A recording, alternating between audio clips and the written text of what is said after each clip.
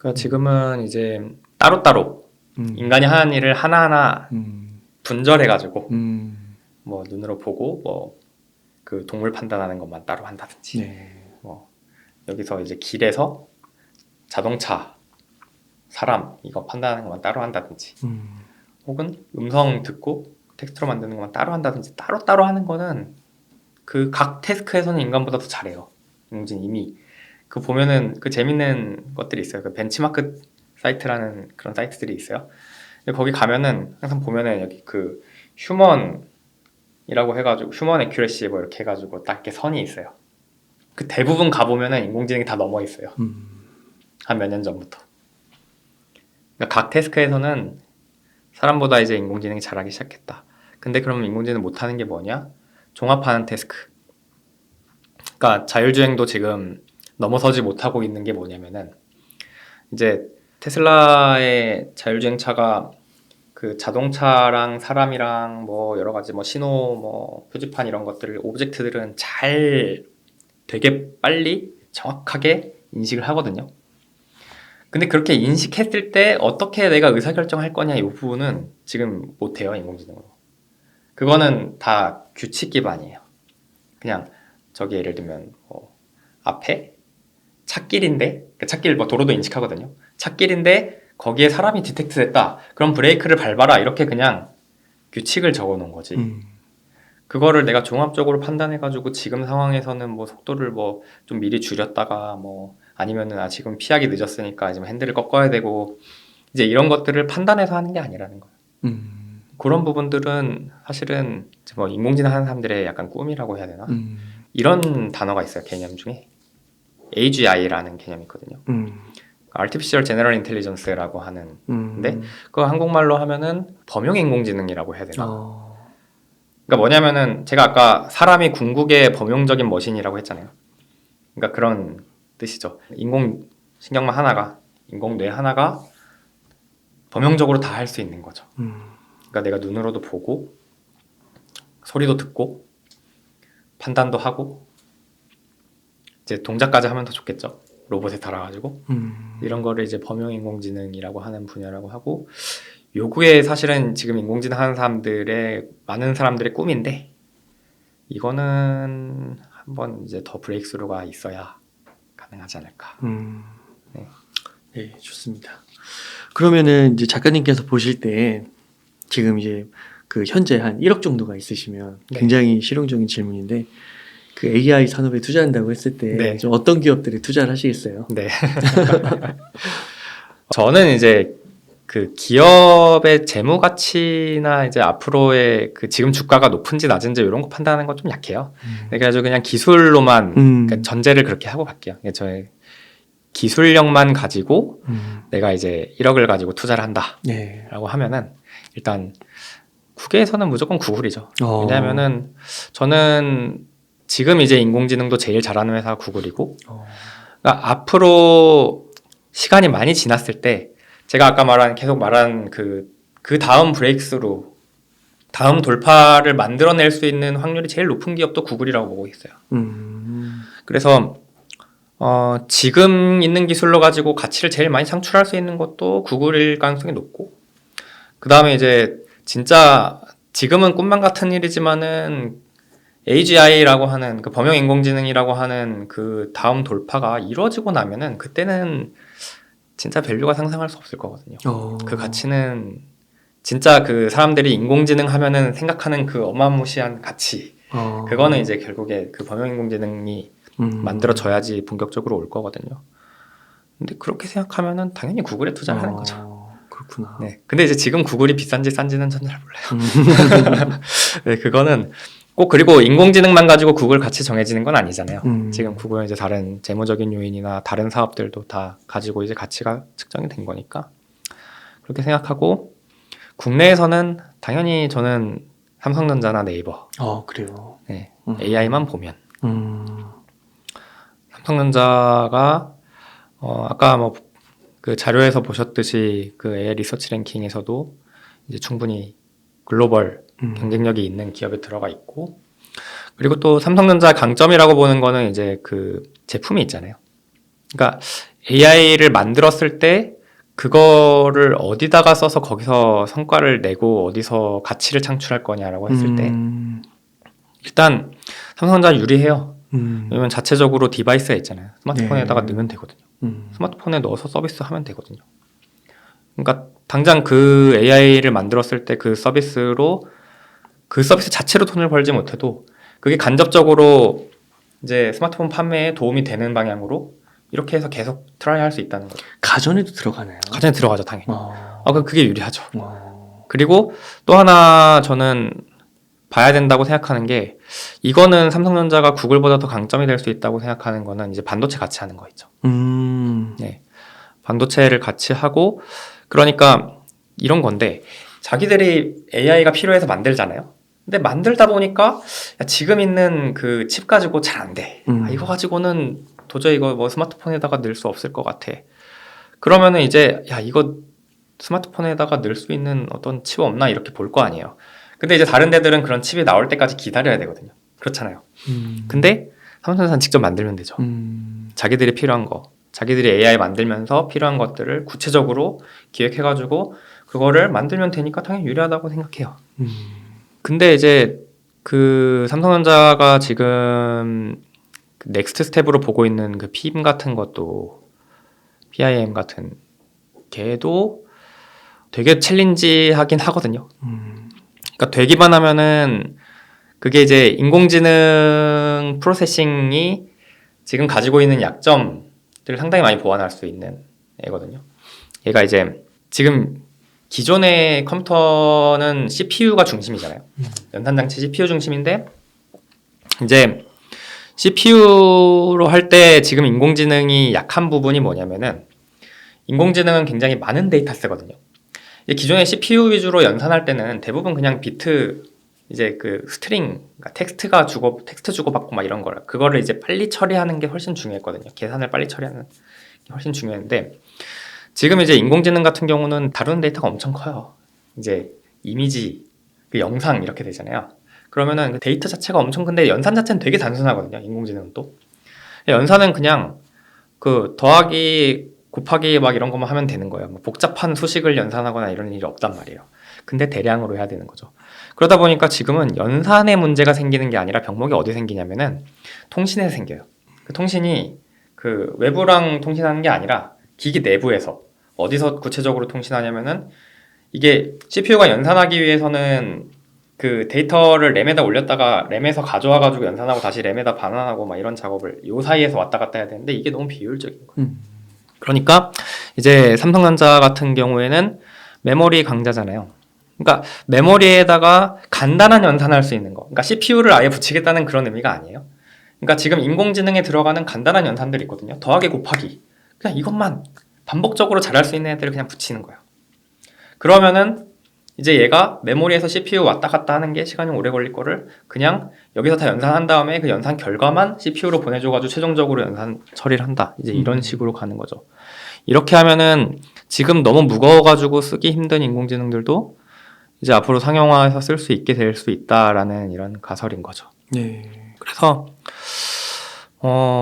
이 시간이 얼마 걸릴지는 솔직히 전 잘 모르겠는데 그쪽 내부 스케줄은 어떻게 될지는 모르겠지만 만약에 성공한다고 하면은 완전히 이제 그 새로운 세대의 인공지능을 만드는 것까지는 아니어도 지금 세대에 나와 있는 이 인공지능 기술을 가장 잘 활용할 수 있는 수준의 그런 하드웨어는 되지 않을까.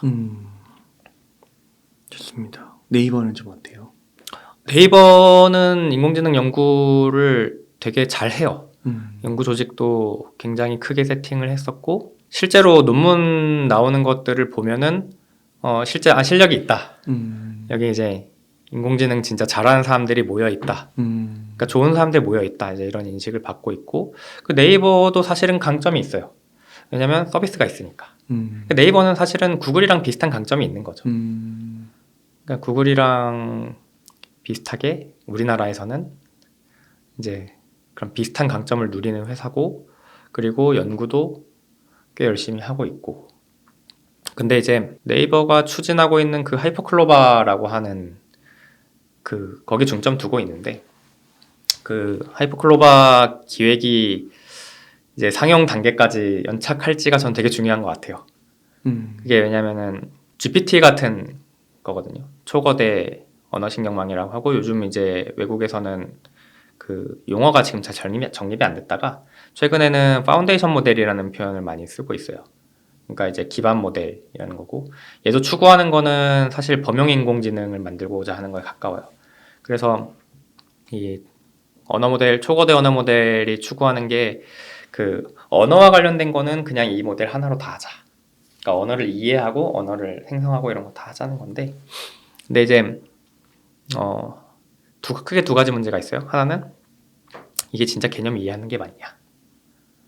첫 번째, 이건 그 인공신경망 본질적인 문제고 두 번째는 인프라적인 문제가 있어요. GPT는 뭐냐면은 그 텍스트 생성하는 인공지능이거든요. 근데 이제 처음에는 그냥 텍스트를 생성하는 인공지능 컨셉으로 나왔는데 이제 얘네가 GPT 1, 2 이렇게 3 가다 보니까 야 이거 그냥 우리가 언어 생성만 하는 게 아니라 그냥 언어 모델을 크게 만들면 되지 않을까 이제 이렇게 간 거예요.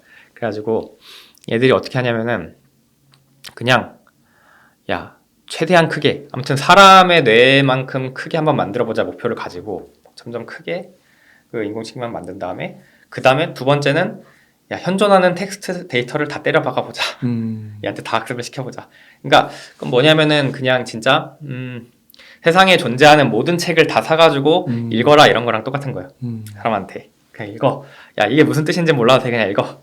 이제 읽다 보면은 뭔가 이해가 되겠지. 이제 이렇게 된 거야. 뭔가 읽다 보면은 얘가 뭔가 되겠지. 이렇게 한번 해본 건데 그렇게 하니까 생각보다 얘가 굉장히 그 대답을 잘하게 만들어진 거죠. 주고받는 거죠. 네. 네. 그래가지고 그 GPT가 챗 GPT는 그 GPT 3가 이제 몇 년 전에 나온 건데 그거를 이제 그 조금 개량해가지고 대화형으로 얘를 쓸 수 있게 만들어 놓은 거예요. 옛날 GPT는 대화형은 아니고 내가 텍스트를 입력하면은 그 다음에 이제 텍스트를 얘가 쓰고 그 텍스트 제너레이션 형태였고 지금 이제 다이얼로그형으로 그냥 만든 건데 근데 이제 그러니까 더 자연스러운 거죠. 뭔가 진짜 내가 정말 인공지능이랑 대화하고 있는 것 같아 이제 이런 느낌이 나는 건데 하여튼 그러니까 중요한 거는 그런 거는 사실은 하이퍼클로바도 비슷하게 지금 할 수 있는 영역이거든요. 네이버 하이퍼클로바도 비슷하게 할 수 있는 영역이고 이런 것들을 이제 통칭해가지고 보통 이제 우리나라에서는 초거대 AI라고 하고요. 하이퍼스케일 AI라고 하고 크니까 엄청 크니까 저는 그것도 좋은 용어인 것 같아요. 실제 추구하는 게 그거거든요. 사람만큼 큰 인공신경망을 만들어보자. 그러면 진짜 사람만큼 잘하지 않을까 범용적으로 쓸 수 있지 않을까라는 그런 접근이긴 하거든요. 그 다음에 이제 그 외국에서는 파운데이션 모델이라는 표현 쓰는데 그거는 왜 그러냐면은 파운데이션 모델 이전에 이제 기존의 모델들이 다 뭐 조금 분절적이라고 그랬잖아요. 막 요것만 잘하는 모델, 요것만 잘하는 모델, 요것만 잘하는 모델. 이제 그렇게 지금까지 AI를 만들어 왔으니까 그렇게 하지 말고 우리 이 전체 기본적으로 다 할 수 있는 애를 만들어 보자. 이제 그걸 이제 기반 모델, 파운데이션 모델이라고 하는 거죠. 범용적인 모델 한번 만들어 보자. 이래가지고 이렇게 만든 거예요. 근데 본질적으로는 그렇고 그 챗GPT는 이제 최근에 나왔죠. 작년 말에 나와가지고 지금 이렇게 핫한데 과연 그게 이제 진짜 우리가 생각하는 것만큼 쓸 수 있을까? 그거는 봐야 된다. 네. 그래서 이제 비용 얘기를 해야 되는데 챗GPT 같은 경우는 비용이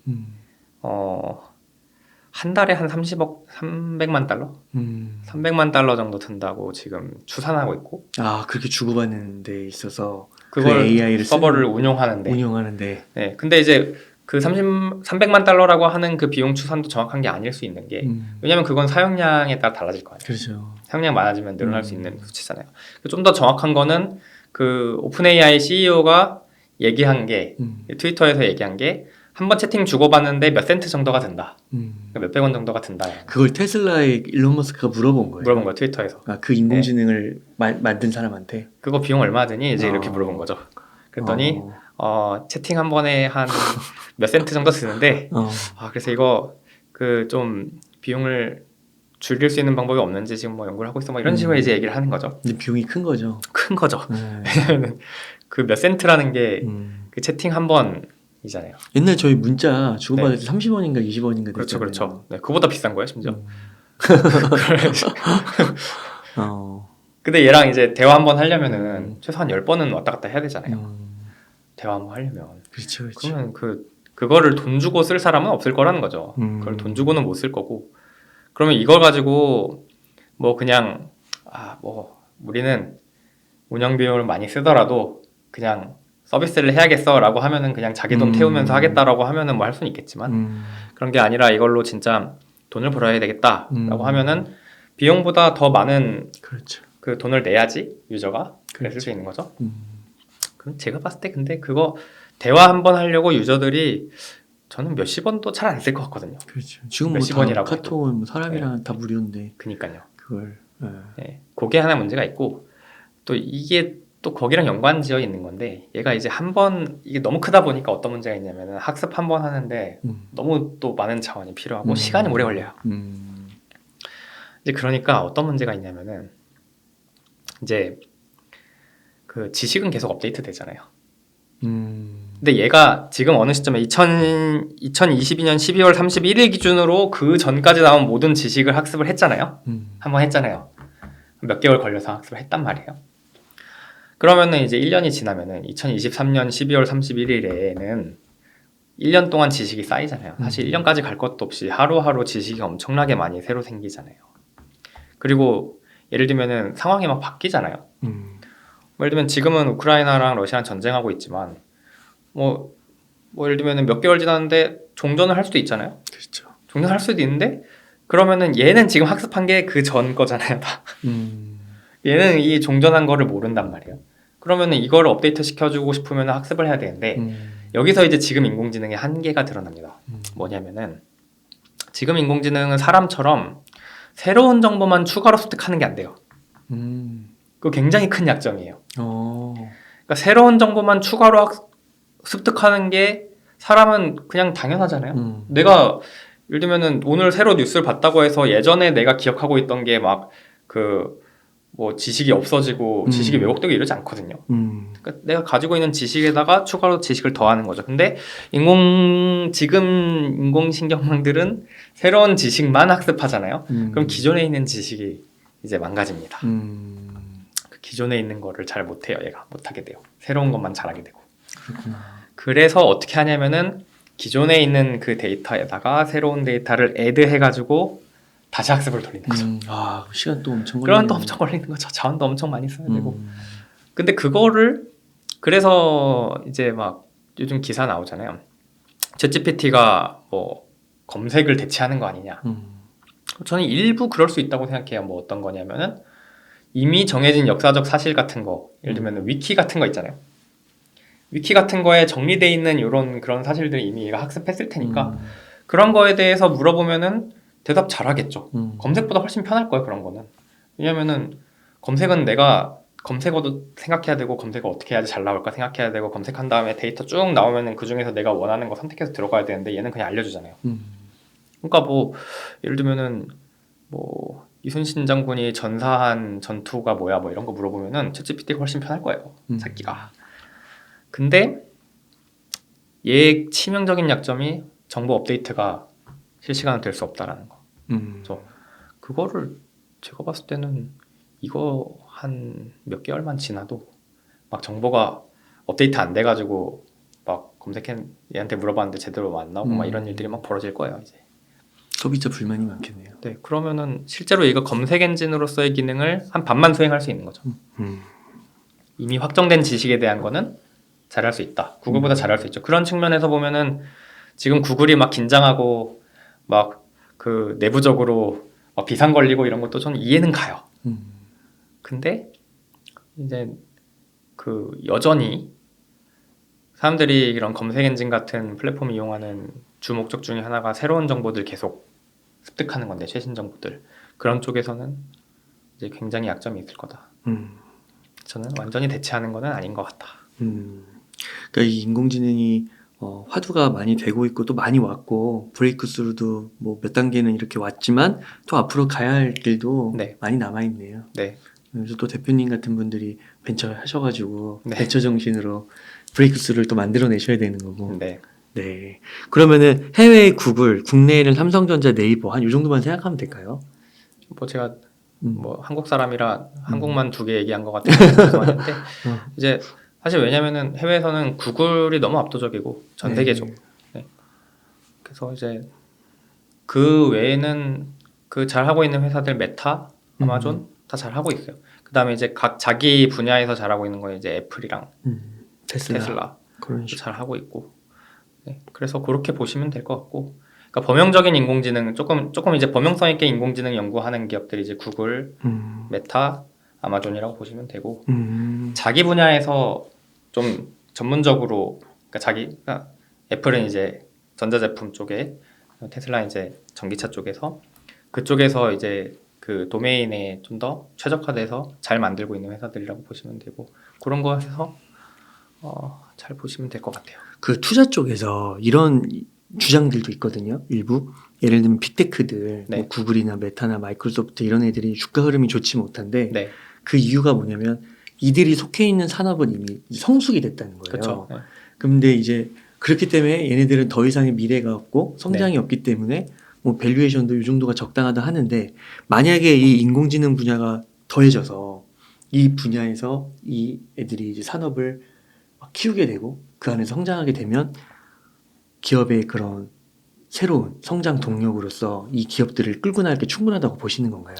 저는 두 가지 가능성이 있을 것 같아요. 네. 하나는 아까 앞에서 얘기했던 것처럼 예를 들면 구글 같은 기업이 그 다음 단계를 뚫는 거죠. 네. 그거 생각보다 빨리. 어. 예를 들면은 저는 뭐 예전에도 한 몇십 년 걸렸으니까 이번에도 한 몇십 년 걸리지 않을까 막 이렇게 생각하고 있는데 갑자기 한 5년 후에 구글이 범용인공지능을 딱 만들어서 가지고 나오는 거예요. 근데 솔직히 범용인공지능이 만들어지면은 그 지금처럼 자원이 좀 많이 들어도 저는 가치가 있을 것 같거든요. 진짜 그게 만들어지면은 그때는 저는 정말 좀 차원이 다른 가치가 있을 것 같고 그래서 만약에 그걸 뚫는다 그러면은 완전히 다른 페이지가 열린다고 보는 거죠. 네.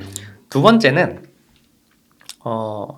이제 애플이나 테슬라 같은 도메인에 특화된 이제 실용적인 인공지능 만드는 기업들이 그 도메인에서 지금 있는 기술 가지고 굉장히 잘 워킹하는 서비스를 만들어낸다.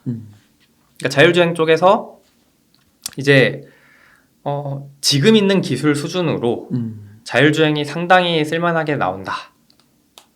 애플이 스마트폰이나 이런 전자기기에 들어가는 AI인데 그게 이제 사람들이 진짜 너무 편하거나 아니면은 너무 쓰고 싶어가지고 진짜 돈을 내고 쓸 만큼의 정말 가치 있는 서비스를 만들어내면은 그거는 당연히 지금보다 좀 밸류가 훨씬 높아질 수 있다라고.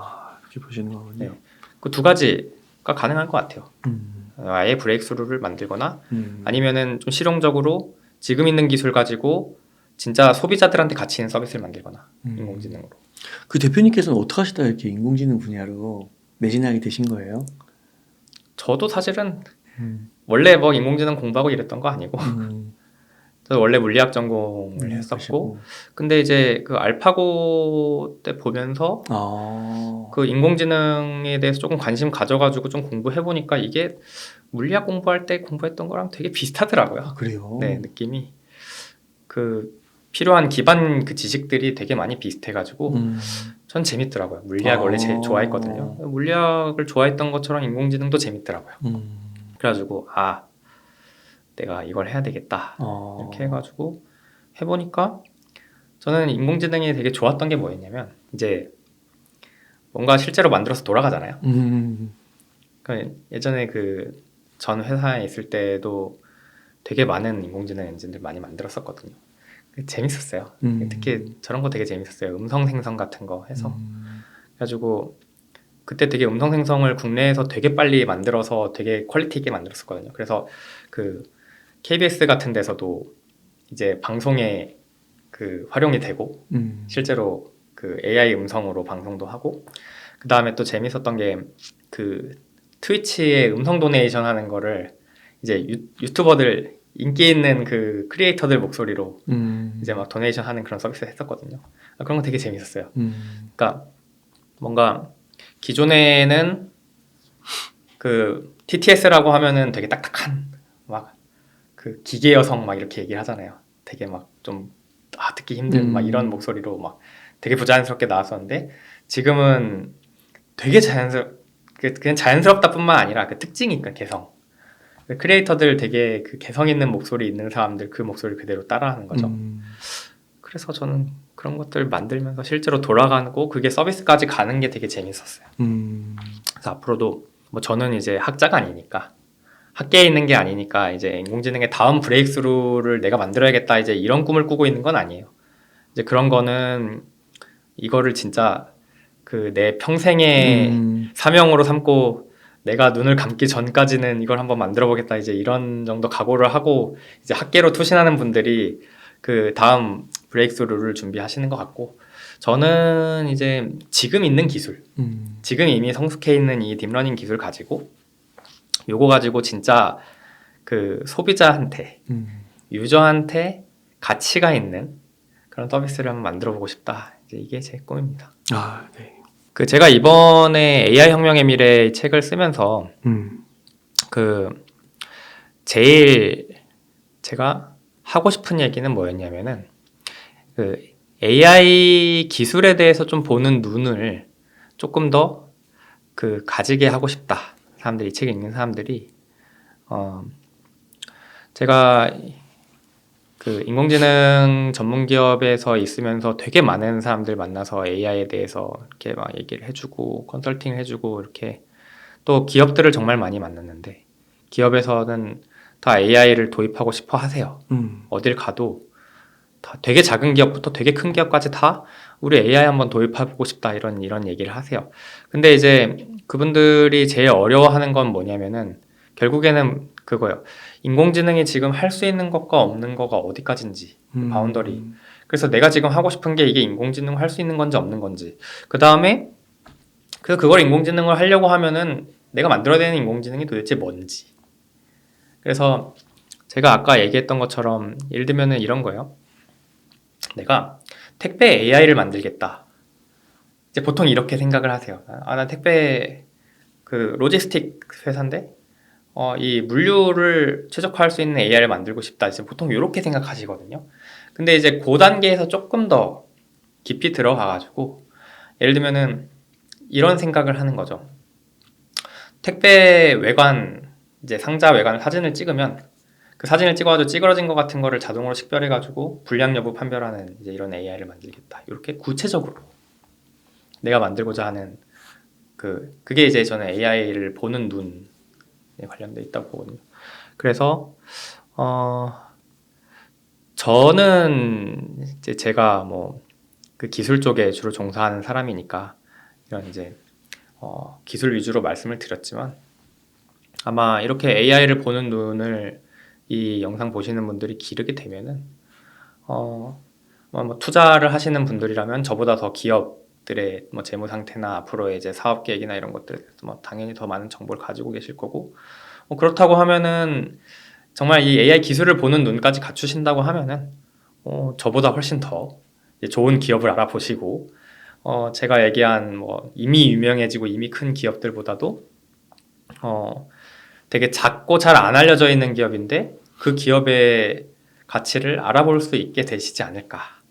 이제 그래서 여러분들의 이제 투자에 날개를 다시길 바랍니다.